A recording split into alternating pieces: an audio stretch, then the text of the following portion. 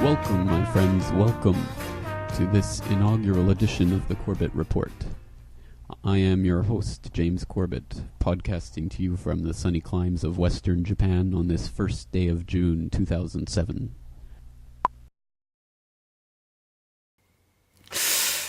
Yes, that cringe-worthy piece of audio juvenilia, as I'm sure some of you in the audience will be able to identify, was indeed the first ever episode of this podcast, and the first ever piece of corporate report media ever unleashed upon the world, now nearly 7.5 years ago, if you can believe it. In fact, over 7.5 years ago, way back in June of 2007. Here we are in January of 2015, January 23rd, to be very precise, and here I still am, James Corbett of CorbettReport.com, still coming to you from the sunny climes of Western Japan. And yes, as you can tell, I am suitably embarrassed by that audio for a number of reasons. Of course, not only the technical audio quality, or more specifically the lack thereof of that clip, but also my lack of ability as a podcaster at that time to talk in front of a microphone. In my defense, it was my first time ever really talking in front of a microphone and being a podcasting host or media producer, so obviously it's been a learning process along the way, but here we are now in episode 300 of the Corbett Report podcast, something that would have been mind-boggling to even contemplate back when I launched this humble media venture, again, nearly 7.5 years ago. And as I hope you can tell, we certainly have progressed from that point, haven't we? We now have a podcast, which is not just myself. It is now a community of users at CorbettReport.com, contributing to an open source investigation, which I like to think is helping to expand the limits of our knowledge of, well, economic and political and scientific and historical and other types of inquiries. And it is certainly still a work in progress, but it is definitely progressing, we'll put it that way. And I very much am pleased with that. And even though, yes, I do still cringe at my early episodes or my early attempts at podcasting, and never ever recommend to new listeners to the Corbett Report to go back and start listening from episode 1, because I don't think that will be particularly valuable, although there are still, I think, valuable pieces of information in those early episodes. But at any rate, this has all been a process, and as I have grown and learned and adjusted what I'm doing, I hope that the audience out there has done so as well, has also grown with this podcast. Of course, that might be a bit presumptuous on my part, but why are we here today for episode 300 of the podcast talking about the podcast? Well, I don't generally reflect on these round number types of occasions, but here we are at a nice round number 300, and why don't we use that as a signpost in the road to get us to a stage of reflection? Because it is important for us, all of us, in whatever walk of life we may be on, to step back and to contemplate and reflect on what it is we are doing and why we are doing it. How did we get here in the first place? What did we do in the past? What are we doing now? What will we do in the future? And so this is my attempt to articulate that for myself with the Corbett Report podcast and what I hope to accomplish in the future. But as I say, we can't possibly know what we want to do in the future without understanding where it is we're coming from or what it is we're doing at the present time. So let's take a moment to step back and to take a look at some of this thousands and thousands of hours of media that is now accrued there, completely free and open to the public, as it has always been at CorbettReport.com. And I certainly hope that you will use the Corbett Report as the resource that it is intended as. But at this moment, let's take a moment to put this into a context that we can actually grasp by framing today's podcast with a question. What is the value of this work? What value does the Corbett Report add to the general societal conversation, the alternative media generally? And to answer that question, I think it's important to understand that from the perspective of today, when you look back at the best episodes of the Corbett Report podcast, or the best interviews or videos or articles that I've created in the past, the ones that stand out are not the ones that are talking about specific aspects of specific news stories, the news of the hour, the news of the minute that is covered breathlessly in a lot of other places online. Although there is some of that goes on, perhaps most notably in the New World Next Week series, which does attempt to look at some of the latest news in the world and sort of encapsulate the news of the week. And I think there is a value to that. But I think the overall value, the lasting value of the media at CorbettReport.com is not the scrutiny, the endless scrutiny of individual details of these ongoing news events. It's the bigger picture, because there is a bigger picture, which I have been attempting to articulate now for 7.5 years, and will, with your support, hopefully continue to articulate for a long time to come, because it is such a grand narrative that we are trying to place these individual news events within in order to contextualize and understand them, that it is almost mind-boggling to try to think about this narrative in all of its vast complexity and interworking parts. And there are different aspects to this, but I think ultimately it is the story of the New World Order. Dare I raise the specter of that term, which we talked about recently here on a recent Questions for Corbett. But I think that is one way of looking at what this narrative is. And put quite simply, this is the quest for the consolidation of oligarchical control, i.e. the rule of the many by the few. And I think the New World Order quest or dream is the final consolidation, the ultimate revolution, as Aldous Huxley put it once, to fully consolidate that power and control in an immutable system, a system that will never effectively be opposed. And there are many different aspects to this agenda. Again, it's overwhelming. It's in its complexity and in its intricacy. It affects every aspect of everything we do in our daily lives. It includes the central banking agenda and the manipulation of our economic reality. It includes false flag terrorism and the strategy of tension as a way of manipulating our geopolitical reality. It involves eugenics and the depopulation agenda, which ties into the scientific dictatorship, a term that I did not coin myself, a term that was coined again by Aldous Huxley, which is a name that you should be familiar with, as he is not only an author, but also someone whose family lineage goes back into the real heart of the British scientific establishment, and perhaps more importantly, the history of eugenics.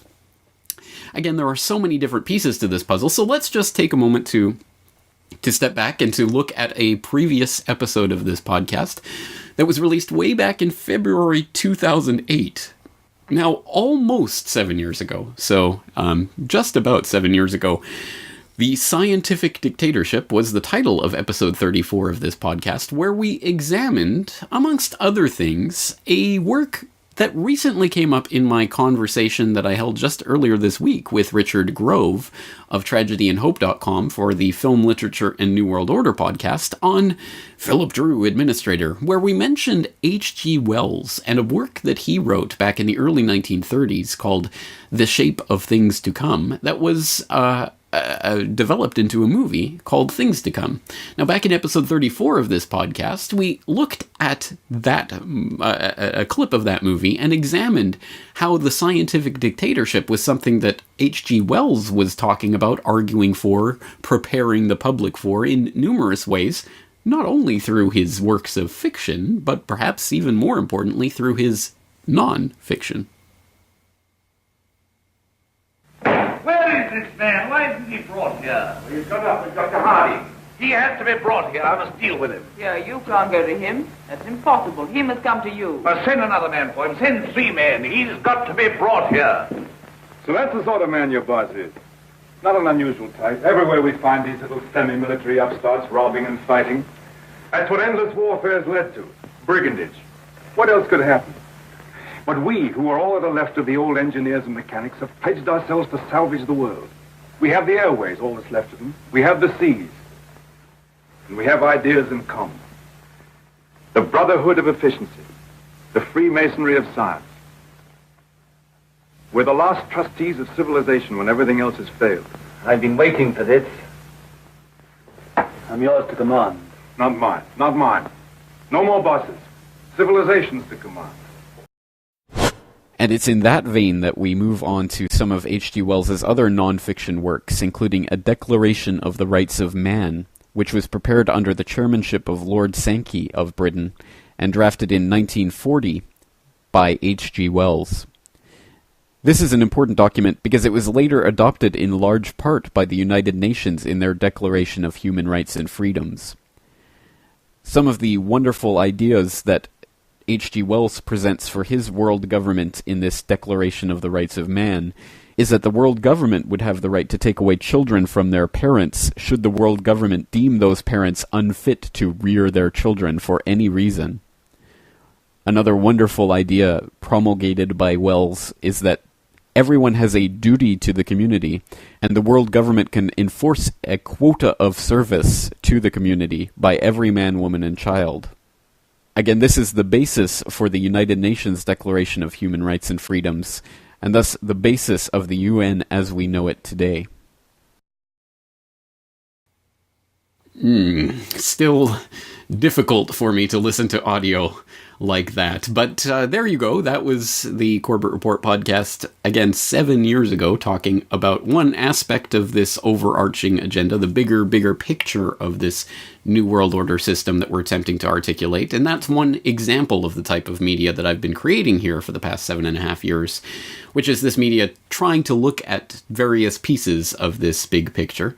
There's also, of course, just as there is the grander scope of this narrative, as I say, there are very intricate, fine-grained details of each moving part of each one of the aspects of each system that plays into each part of the agenda that makes the bigger picture. So, as I hope that analogy makes clear, there is a very fine-grained detail that is possible to look into as well, and to some extent, that's also a task that we're engaged in at the Corbett Report, and that I have been attempting to do for the past several years. For example, taking a look at one aspect of one think tank which has been influential in the shaping of the 20th century and continues to be in the 21st century, namely the Rand Corporation. And it was my great pleasure and honor back in 2011 to not only produce an episode of the podcast talking about the Rand Corporation, titled The Rand Corporation Exposed, episode 175, but also in preparation for that podcast, to interview the man who wrote the book on the Rand Corporation, Alex Abea, who wrote Soldiers of Reason, the Rand Corporation, and the Rise of the American Empire. And in interview 287 of this podcast, again, available at CorbettReport.com, all the links for these individual things that I cite today will be in the show notes, but you can always, of course, just look for them on CorbettReport.com.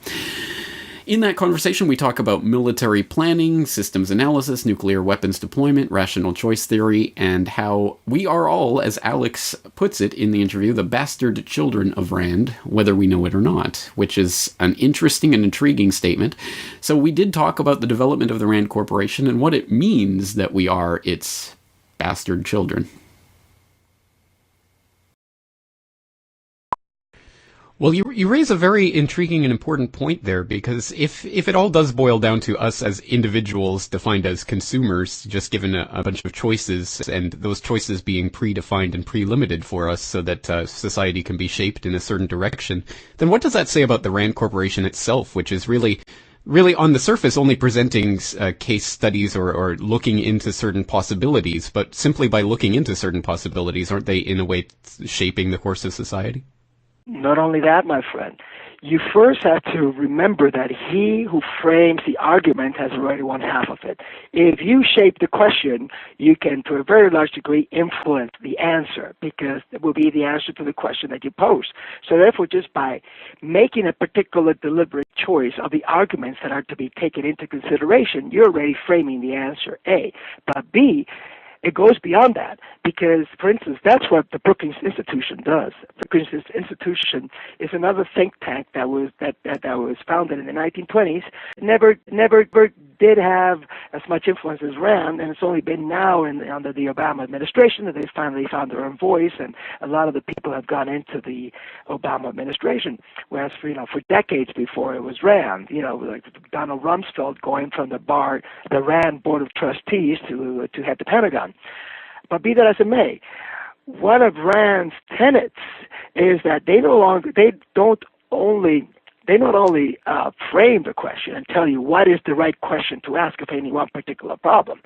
And many Rand scientists and researcher and executive has come up to me and, stated quite proudly that, they are notorious for that a client may come to them with a particular problem and they say, well, this is what we want the answer to. And they would say, no, you're looking at the wrong set of facts. This is the question that you should ask, and this is the answer that you should hear. Be that as it may. Not only do they do that, they also then go out of the way to make sure that the policy makers in the U.S. government get that information. And that is the crux of the matter and the heart of their responsibility. A responsibility which to this date, they deny any part of. What do I mean by that? I mean that for instance, let us look at Vietnam, in which they came up with something called the Viet Cong study, in which they saw how the Viet Cong in reality were not driven by selfish motives, but actually were idealistic actors who really wanted just the best for the family and for the country. They submitted that, but then when it was denied, when the Johnson administration decided not to pay attention to it, then they turned around and then just started feeding other arguments such as, well, bombing the Viet Cong then would actually be good because then that, even if it kills the villagers, then the villagers will not turn against the U.S., but will turn against the Viet Cong for having provoked the bombing that wiped their villages. That kind of contorted Byzantine logic that was exactly what the administration wanted to hear. My point being is that they frame the question, they give you an answer that perhaps you hadn't even thought of, and then they make sure that the people who can implement that particular policy listen to it and put it into effect. Some doubly responsible. Not only that, what you have to also bear in mind is that Rand is the birthplace of what today is called the military-industrial complex. It comes out directly out of people in Rand and affiliated with Rand in the late 1950s. Now, once again, that is just one example of one of the examinations of one of the fine details in one of the systems that is one part of the overarching narrative that makes up one piece of this overall picture of the New World Order. So, again, there's no way to accurately represent all of the individual pieces that we've looked at over the years, but this is just one representative example of that, and one that I think is worth listening to. So, of course, you can go and download Interview 287, as I say, freely from CorbettReport.com. I should also mention at this point that as that interview was conducted in 2011, it will be a part of my brand new, just now available Corbett Report Data DVD Volume 4. And for those of you who don't know about the Data DVD series, basically these are data DVDs that you put into your DVD-ROM drive, i.e. your computer, not just a regular DVD player, and that contains every single podcast episode, interview, article, and video from whatever year we're talking about. In this case, 2011 is the brand newest edition, and they contain, for example, interviews like that one with Alex Abea talking about the Rand Corporation. So details on that available at corbettreport.com/shop if you want to be specific. But that is just, again, one example of the types of fine-grain analysis that we can do here. But as I say, this is part of a bigger picture, and obviously, one of the things that I have been attempting to do at the Corbett Report since episode 1 is to also take a look at the bigger picture and to try to be somewhat philosophical, but to try to connect those pieces and see how they relate together. Why is it that this system is being created? How is it being created? And what effect is it having on all of us? And I think this is, again, it's a mind-bogglingly large question, and one that I've attempted to approach from multiple different angles over the years, so I don't think I can choose just one that will reflect all of those different ideas or approaches, but let's just pick one out of the bag, because we must eventually.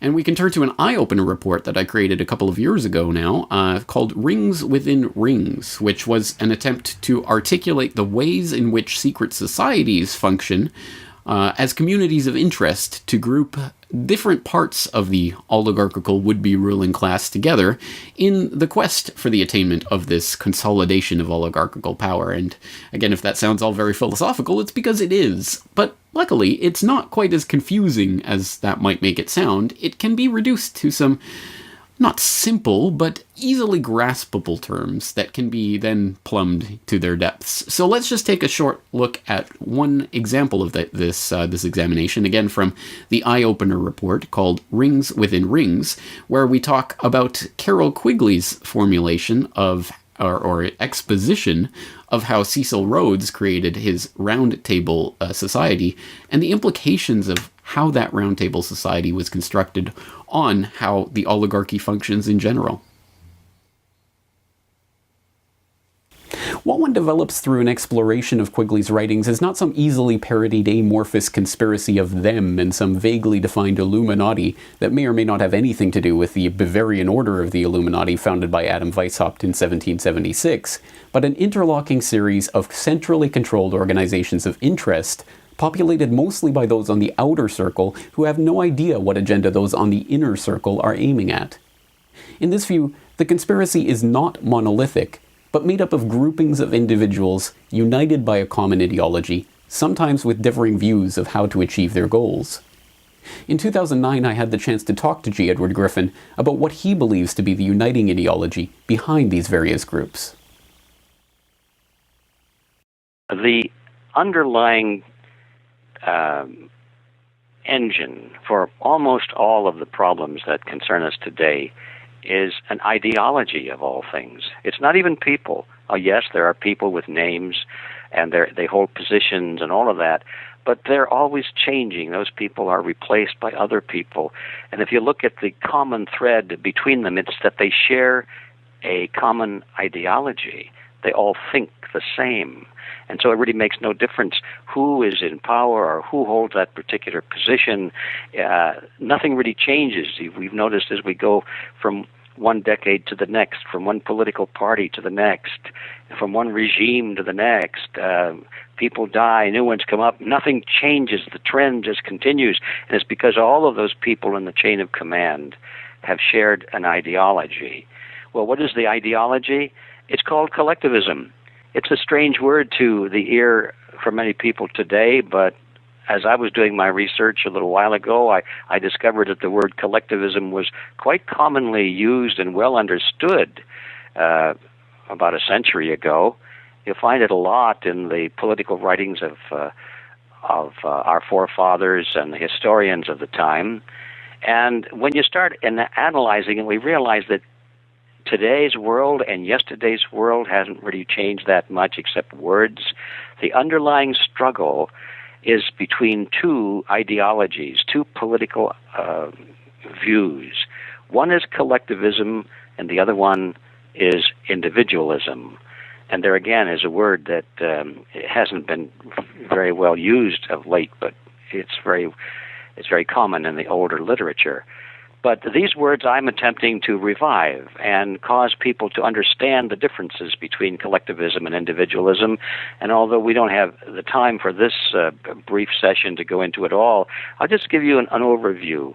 Collectivism is the concept of great big government, of control from the top down, all power at the top, and the people at the bottom being but mere little serfs and servants of the larger group, the society, the state, the government. Individualism is the other way around, just tip the pyramid upside down, that the foundation of the whole society is the individual, and the purpose of society is to protect the rights of the individual and to guard the individual even against the group if necessary. And so there are two entirely different philosophies. The underlying philosophy of collectivism is that the group is more important than the individual, and that the individual must be sacrificed if necessary for the greater good of the greater number. Now that video is, of course, available for free viewing online, so I hope you will follow the link in the show notes to watch the rest of that video, and in fact the entire video series that it's contained in, a video series on secret societies and what they are and how they function that I did back a couple of years ago, as I say now, for the Eye-Opener report. But I hope that gives a sense. Again, these are just random samples almost, not representative samples in any real sense, but samples that show both the bigger picture that I've been attempting to articulate for several years now, and also like with the Alex Abea interview, the fine-grained individual details of different parts of this bigger picture. And I think, again, both perspectives are important, but perhaps there's another aspect that we have to consider here. It's not just the bigger picture and the fine details, it's also the way in which this information is related. Sometimes, as the previous reports would obviously represent, I take a very dry analytical approach that looks very much at the facts and how they connect together and what we can say about that.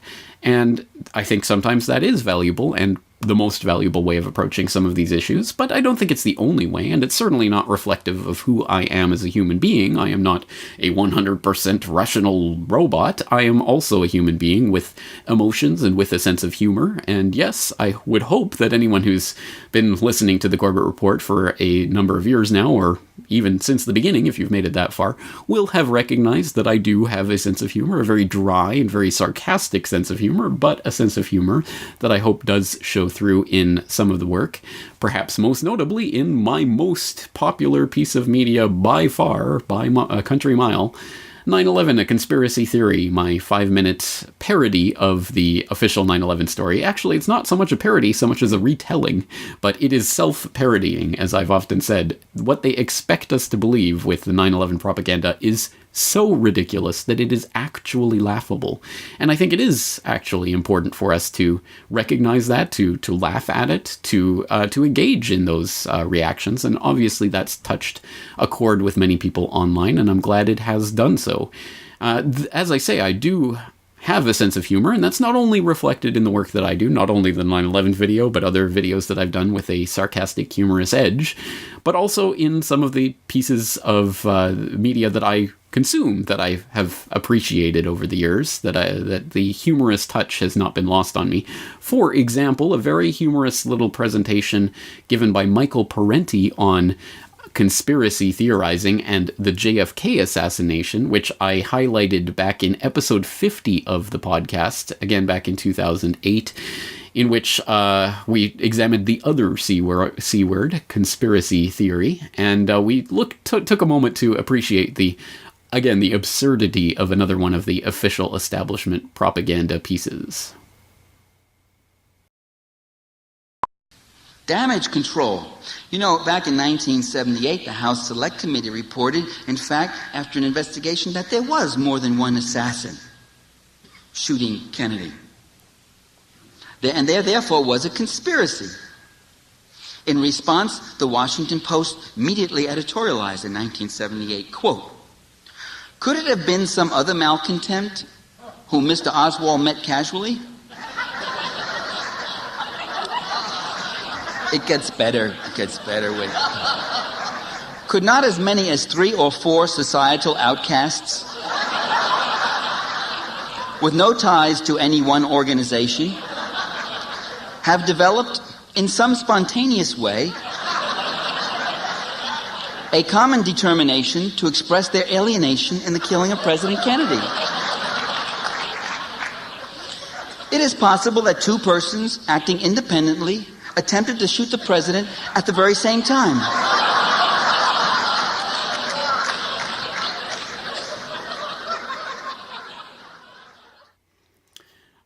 All you can do is laugh. I mean, you should laugh at that. It is ridiculous, and that is a natural human reaction to that, and one that I think is good to engage with. It is good to show ridiculous propaganda for what it is, and laughter is a good way of doing that.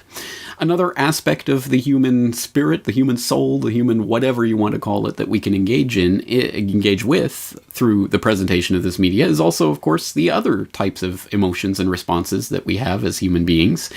The ones that play on our dramatic sensibilities. And there are times in which I take a more imaginative approach to some of this information, and perhaps most notably in recent months, the How to Herd Your Tax Cattle edition of this podcast that was quite popular with a lot of listeners, and I'm glad it was so, in which I imagined myself as an advisor in the shadow government, advising one of the presidential puppets how the country is really run. And for those of you who did enjoy that episode of the podcast, let me just give a tantalizing little hint that you will see a follow-up to that in the near future, but I'll just leave it at that. But as I say, these imaginative approaches or different takes on things can sometimes be, I think, some of the most interesting pieces of media that I've produced, not only How to Herd Your Tax Cattle, but also back in episode 243 of the podcast, where I created a message in a bottle.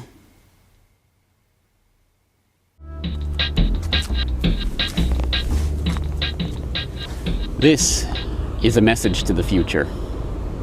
A digital message in a bottle cast out on the binary waves of ones and zeros out into that digital eternity, on the other side of which I know not what lies there. I know not who is looking at this right now or listening to my voice. But if you are, I guess it means that we've lost. Those of us who are concerned about freedom. I wonder if you even know what that word means. I mean, truly means. Not what you've been taught that it means, if you've been taught anything of the sort, but what it truly means to be a free, independent human being. I don't have a digital crystal ball. I can't see into the future, and I don't know anything about your time, your place, who you are, where you come from. But the writing is on the wall for us in our day and age. And God knows there's been enough templates of the dystopian future for us to at least contemplate the broad outlines of the time that you're living in. In our day and age, the templates would be known and talked about by many, if not well understood by any. We talk of 1984, of George Orwell, or of Aldous Huxley in Brave New World, the boots stamping on the human face forever, or amusing ourselves to death with our version of Soma. But I wonder how close to the mark those visions really come. And I wonder if that's what I'm really concerned about after all. That is the intriguing, I hope, opening to episode 243 of this podcast, Message to the Future. And for those who are wondering, yes, I hope that there will be a follow-up to that particular edition of the podcast in the future as well. But I will leave it there for now. And again, there are many different ways to approach the articulation of this picture of this New World Order system, the bigger picture, the fine details, laughing in the face of these tyrants, and also playing imaginatively in conveying some of this information. Again, there are many different approaches to this, and I think that they all are hopefully complementary, and some people might enjoy some more than others. That's fine. Again, everyone has their own tastes. And that's all to the good, and I can do nothing other than be a reflection of who I am and my personality and my mentality. So that is the Corbett Report, and it can't be anything more or less. And I would never, again, be hubristic enough to say that I have the complete understanding of every intricate working part and the system as a whole. No one does. Not me, not you, not any individual out there. I think we have to piece this together from many sources, and I hope the Corbett Report can be one of those sources that you can use to supplement your overall understanding of this bigger picture. But, and this is the big but of today's episode, we arrive at the point where we have to start thinking about where are we going from here, and why are we doing what we're doing? What direction do we want to take things in? And I can't answer that for you. I can only answer that for me and the media that I'm creating. So more specifically, why do I do what I do? This is an interesting question because it's a question that I have answered in the past, multiple times, I would say. And there are many different places where you can find interviews with me where I talk about the way that I came to start the Corbett Report and the reasons that motivated me to do so. And again, I've done podcast episode, Who is James Corbett, talking about who I am. I've talked about this in numerous interviews, and perhaps most notably, most recently, I talked about my experience of starting the Corbett Report at TEDx Groningen back in November of last year.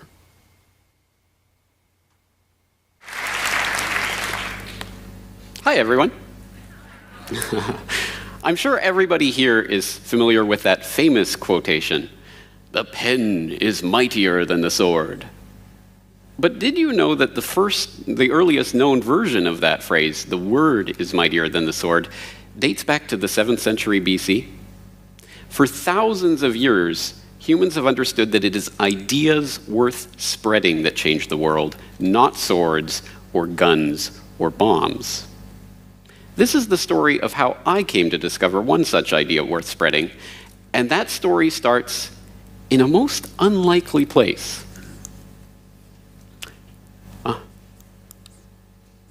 Here. A rundown old apartment building in rural Japan. I moved into this building in 2006. My apartment was the one on the bottom, second from the right, the one with the bamboo blinds. It's not exactly the Hilton, but it was home for me. And the apartment came with an added bonus, a free internet connection. And that little bit of fiber optic cable changed my life. It didn't take much YouTube watching or archive.org browsing to realize that I could watch anything I wanted at any time. I could listen to any radio broadcast from any radio station that broadcasted online. I could read any newspaper that had a website. The world was literally at my fingertips. And so I watched The Century of the Self, and I discovered how Edward Bernays broke the taboo on women smoking for the American Tobacco Company. I logged onto the National Security Archive of the George Washington University and downloaded the declassified Operation Northwoods documents detailing how the U.S. Joint Chiefs of Staff planned to commit terror attacks in Washington, D.C. and blame them on the Cubans in order to justify an invasion of that country.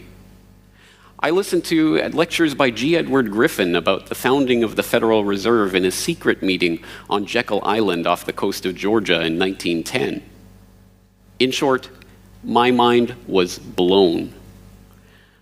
Here I was discovering all this crazy, incredible information from primary source documents and original interviews with important people. But there was a problem. Why had I never heard this before? Why had I never read about any of this in the newspaper or heard it on talk radio or seen it on TV?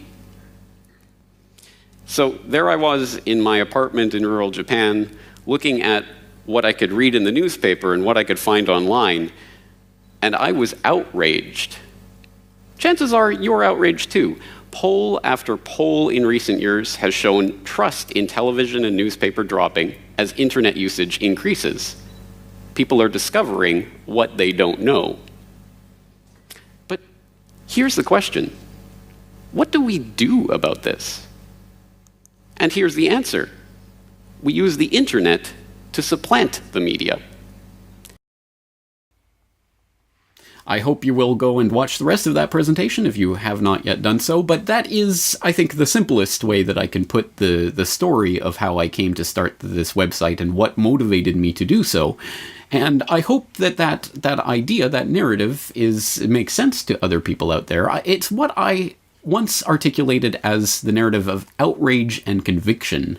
The outrage that we experience in learning pieces of the puzzle that have been deliberately withheld from us, and the conviction that we must have that we can do something about this. And I articulated that back in the first ever episode of Corbett Report Radio, my short-lived radio broadcast on Republic Broadcasting that ran from 2011 to 2012.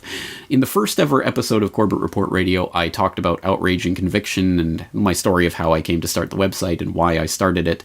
And interestingly, in the last episode of Corbett Report Radio, episode 277, at the end of 2012, I somewhat clarified, amended, supplemented that vision of outrage and conviction with another piece of the puzzle that is important for us to understand, that this motivation has to not come from a place of hatred, as one might think. If we are motivated by outrage, then we're just acting in anger and just reacting. It has to come from a place of love. It has to be something deeper that is motivating us to create something new rather than simply to react to the situation we've been placed in. And that is the emphasis that I think I want to start making more explicit as we move from here past episode 300, as I continue out into the foreseeable future with CorbettReport.com. This is something that I attempted to articulate, for example, in my New Year's resolution message, in which I've been talking about a little bit recently in the podcast, and we've talked about this with Sibel Edmonds the other day in a conversation that we had, and things of this nature, where we're talking about what it is that we're doing here, what it is that I'm doing here, what it is that you're hopefully investing your time in, and why it is we're doing this. Again, it's not just about the outrage and conviction. It has to be about the creation of something new, something worthwhile, the attainment of something. And that's why I have prided myself on the fact that the Corbett Report has tended to focus more on solutions, on things that people can actually do, than on a lot of the fear porn that can just attract people into this web, this alternate matrix of the alternate media. And I think you all know of the type of fear porn that I'm talking about that can certainly grab people's attention, but does not leave them any stronger for it. So I have, for example, just as one example, I had a series on the podcast in the past called Lessons in Resistance, where we looked at various different ways that people can resist the system. I've also got, I think, the continuing series on solutions, which I hope is a valuable resource for people out there. Please type in the word solutions into the search bar on CorbettReport.com and start exploring the archives, where we talk about all manner of solutions that you can start implementing yourself, from our recent episode on guerrilla gardening to nullification, making your own media, boycotts and boycotts and surveillance, peaceful parenting, pirate internet, monetary reform, 3D printing, complementary currencies, open source, everything. We've done a lot of work on that in the past, but as much as we have done in that vein, I want to concentrate even more on solutions in the foreseeable future, in the coming year. Really, the focus should be on what we can actually do about the system if we are outraged and have the conviction that we can do something. The question, of course, is, well, what can we do? How do we do it? And let's motivate ourselves to do it, to actually make a change in this world, because I really do believe that to be possible. So, again, the Corbett Report is going to be steering more and more towards that solution focus. That does not mean that we turn away from that picture of the New World Order that's coming into view and our examination of it, because in order to understand the world we're living in, as Richard Grove of Tragedy and Hope often says, we need an accurate map of that terrain. And we can't construct that map without an understanding of that system. So, yes, we will continue to do that. And in, I hope, more and more in-depth ways, like, for example, our recent podcast episode on China and the New World Order, which was one of the most comprehensive reports I have ever put together. Months of research in particular for that particular podcast, but years of research in general to be able to articulate and understand the various pieces in that podcast. I think that's a model for how we can continue with those types of analyses in the future, but also not just focusing on the picture of that New World Order system, but also turning our heads, looking at our own canvas, what we are actually painting, what we want to bring into reality. And I think that must also be a very important focus of this work going forward. So I hope you will join me on this. And yes, today's podcast was a bit self-indulgent and philosophical. I hope you have indulged me in this, because I think it is, again, important to constantly reassess what it is we're doing and why we're doing it, and to try to come to a more nuanced understanding of that with each iteration. And once again, let me just say that I absolutely could never have imagined that the Corbett Report would become what it has become when I started out as that humble, stuttering, false voice kind of amateur back 7.5 years ago. I'm still an amateur in many respects, but I think you will agree I've improved in many respects as well, and I will continue to improve, I hope. That is the point. We all have to learn and grow. And I again, couldn't have imagined that the Corbett Report would become what it is, or that I would be doing this as my full-time endeavor, or that would be enabled by the support of all the people out there. Not only monetary support, of course, that is important, and I do deeply appreciate every single member of the Corbett Report community and the people who buy the DVDs that make this Corbett Report podcast possible, but also spreading the word, spreading the information, just talking about this information with other people, that is part of the solution in and of itself, is to start this conversation, to start the dialogue, and to start affecting the change in consciousness that I think is the real revolution, as I've talked about in the past. And as I say, you can support this work by becoming a Corbett Report member and joining this conversation, leaving your comments in the comments section of the website. Also, of course, by buying things like the new Data DVD Volume 4 from 2011. Once again, every single podcast episode, interview, article, and video posted on CorbettReport.com in 2011. A veritable treasure trove of information available on just 2 data DVDs, and they come as a set. You can, again, find all the details at CorbettReport.com/shop. I hope you'll take a look at it. Once again, I'm James Corbett of CorbettReport.com, thanking you for joining me for this 300th edition of the Corbett Report podcast, and inviting you to join me again next week. The Corbett Report is brought to you by you. Your support makes the Corbett